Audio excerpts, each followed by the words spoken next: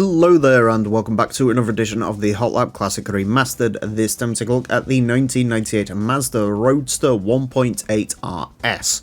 Of course, if you live anywhere else in the world other than Japan, you will know this as the NB MX-5. And it's the final MB we have to look at. Not the final MX-5 though, there is one more of those to go. This one is a full-fat 1.8. We've had the 1.8 VS, which is the quickest MB MX-5. That's the luxury trim. And we've also had the S package, which is a 1.6. A tenacious little thing, but not quite as quick. So, full-fat 1.8, how will this do? I'm not expecting this to be as quick as the NAs. The NAs have a little bit more power, a little bit less weight, which is unfortunate because I'm much more of an MB guy than I am an NA guy, but that's the way it goes. The race mod on this, unfortunately, much like that Silvia we had a couple of days ago, is of the paint the trim blue and call it a day variety. So not quite as cool of a race mod on this. It does look a little bit weird as well at the front with the no badge, but yeah. I suppose it's distinctive, I guess. I don't know. Now, one thing I will say is this kind of, for some reason, reminds me of the Mazda MX-5 Coupe, if you've never seen that one before. I think they made that in about 2003, so no GT2 mod is really going to include it. But it's essentially like a top-spec MX-5, but with a coupe body shell, which sort of stretches down towards the end of the vehicle. It's a little bizarre-looking thing, but I actually quite like it. Oh, the wheels on this as well also look a little bit strange. Sort of four-spoke design. I don't like it. Anyways, front engine, rear-wheel drive, 274 horsepower, 918 kilograms. Pretty decent stats for a small roadster.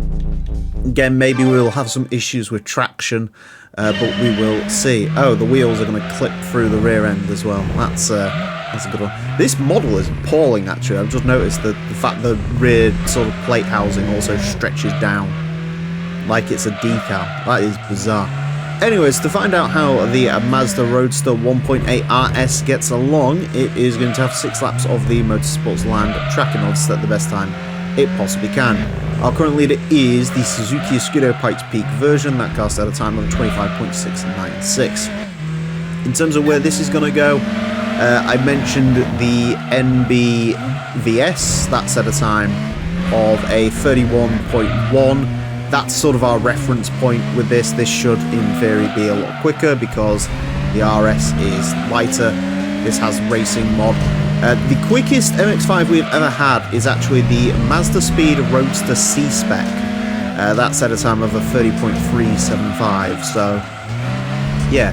Interesting one. The C-Spec, for those of you who don't know, is a very bizarre contraption that looks like a Porsche Boxster, basically.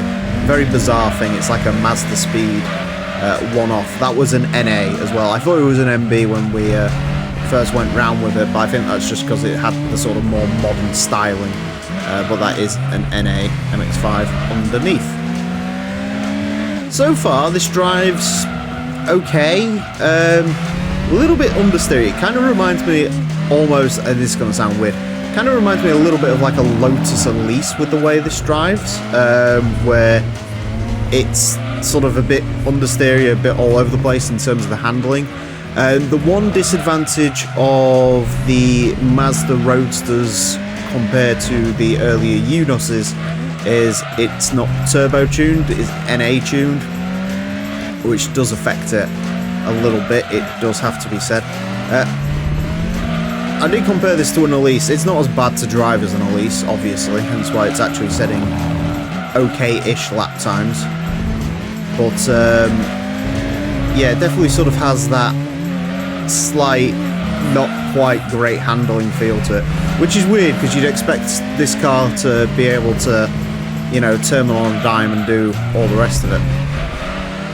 Deals with the power quite well for 274 horsepower. I know that's not a lot, but it is a tiny car for that much power to go into. 30.583. Wow. Okay, that's a deep uptake in time. I'm not really sure where that came from, but fair enough.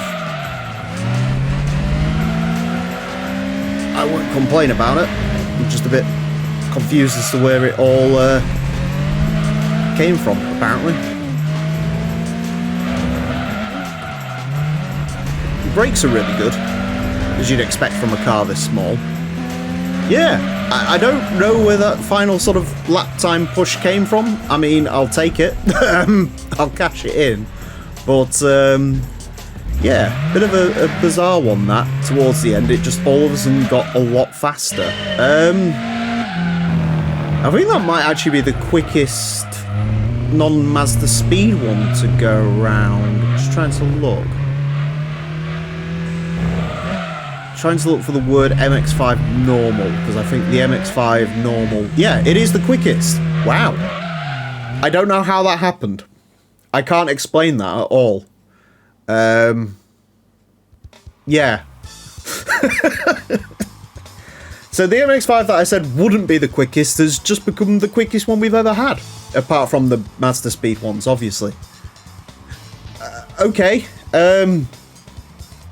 Yeah. Yeah.